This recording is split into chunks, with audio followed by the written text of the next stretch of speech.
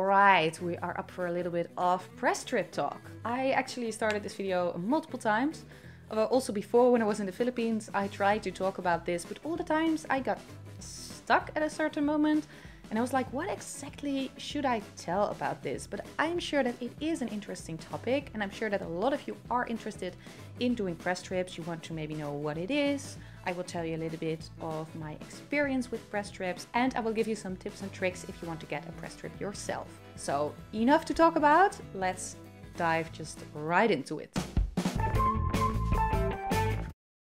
Hey guys, my name is TravelGretl. Normally I make travel videos and sometimes little talking videos like this one. If you're interested in more, I would really warmly invite you to check out a few videos. And if you like them, please subscribe. I would really love to have you join in on the fun. So first of all, let me tell you a little bit about my experience with press trips, so you know, you can decide if I am like an expert or a no-no. I had my first press trip in 2015, just a few months actually after I started my channel. I started my channel in January 2015, and when, you know, around summer, like spring-ish, I had my first press trip, and it was to Thailand. It was a trip of a week. And yeah, we saw like the unexplored north of the country. Then I also went to the Gambia, I went to Jordan, I also went to Switzerland for a week. I'm going back to Switzerland, probably also to France, but you know, still checking out things at the moment. And I also went on trips within the Netherlands. So I went to The Hague, I went to Middelburg, I went to Den Bosch.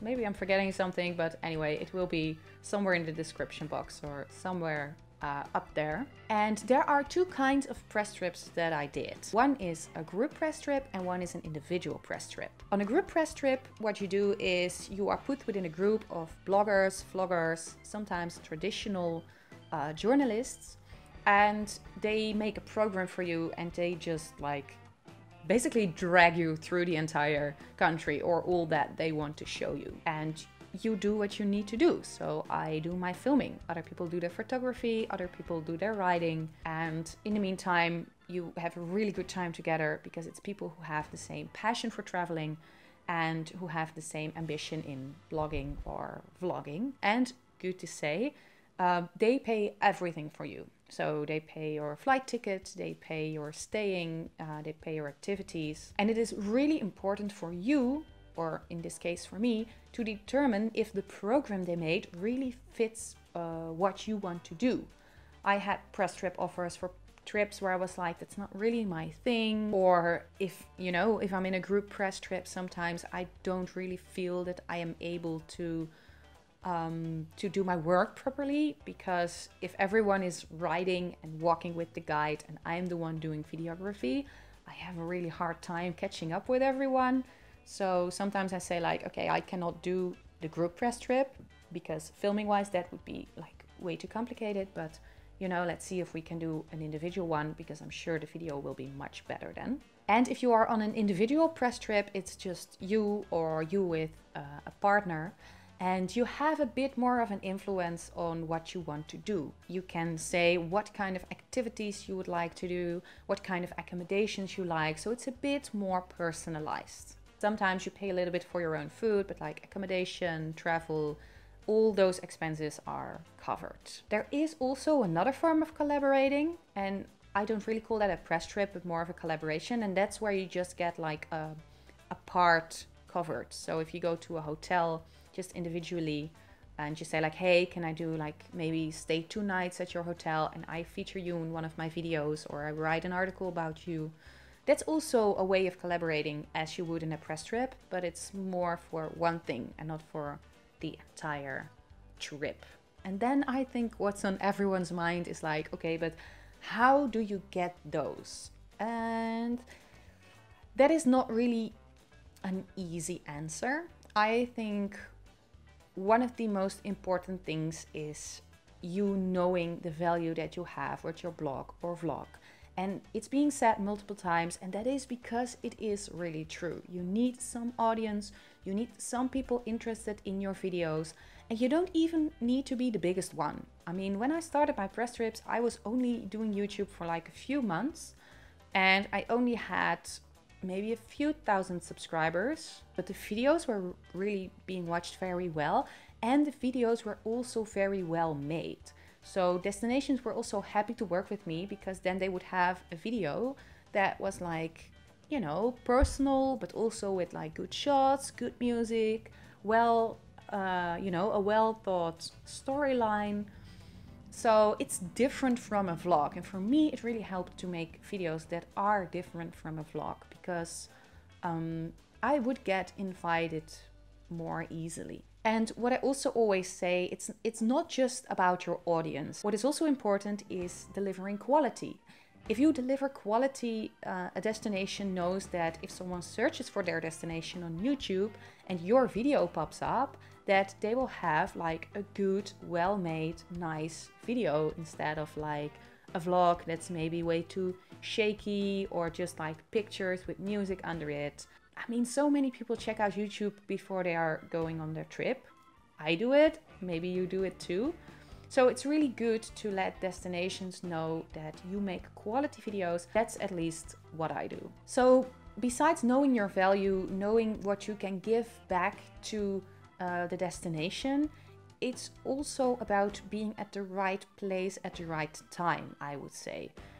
There are so many channels on YouTube. Why would they just come to you out of nowhere? You need to be kind of big to be found and just get, you know, offers out of the blue. So what you should do is, I mainly arrange these things from my own country. So I go to events where a lot of like destinations are coming, where other vloggers are coming. So I meet my colleagues, but I also meet like the destinations, and they see me in real person. At the end of the day, people work with people. So there can be 10 people who are better than you, but if they've never seen them, or if they never reached out to them, and they know you and they like your work, the chance is much higher that they will take you, just because you're the first one that's in mind when they think about, oh, we need a video for our destination, or oh, we need someone, you know, for our trip. It's also good for them to know that you have interest in them. They want someone not only who delivers quality, but also, you know, who has a good attitude, who has like a connection with the destinations, who is not just like, oh, I want to go everywhere, just give me a trip wherever. No, they need to know that you want a trip to a certain place for a certain reason. So that would be my main advice. Check out where events are in your area, in your country. Get on press lists where you get all the press email. Ask other vloggers in your surroundings where they are going to meet the destinations. And the second thing I would like to say is get into groups. Get into groups on Facebook, get into groups on websites. There are networks. And also here I want to say, the bigger it is, like for example, Matador network, that's like, I am in their database, but I never got a press trip out of it. Just for the main reason that they have so many people there that are applying, and they don't know me personally, so, you know, why would they pick me? Also, if you are in groups or on lists or on websites, I would say search within your own country. Even if you are an English vlogger, even if your main language is not English. What's also good to know is it's good to have a press kit. So if you have been to an event, or if you did meet people online, you say like, oh, tomorrow I will do this follow-up email and I will send you a bit more information about my channel, and make yourself just a really nice, good press kit. There are not like really like strict rules or something, like this must be within a press kit, and if it's not in there, it's really wrong. But I would say put the things in there that you are really proud of. This is the opportunity for you to show your part of the story. So if your subscribers amount is not as big as your views per month, I would say put up the positive sides before you put up like the necessary other information. So first, you know, put your views a month up there and then your amount of subscribers. Or maybe you can explain to them why there is a difference, you know, between it. Really make sure that they have the feeling, like this personal feeling, they get to know you a little bit better, but also this professional feeling that you really take it seriously and you're not just the next blogger or vlogger asking for something for free.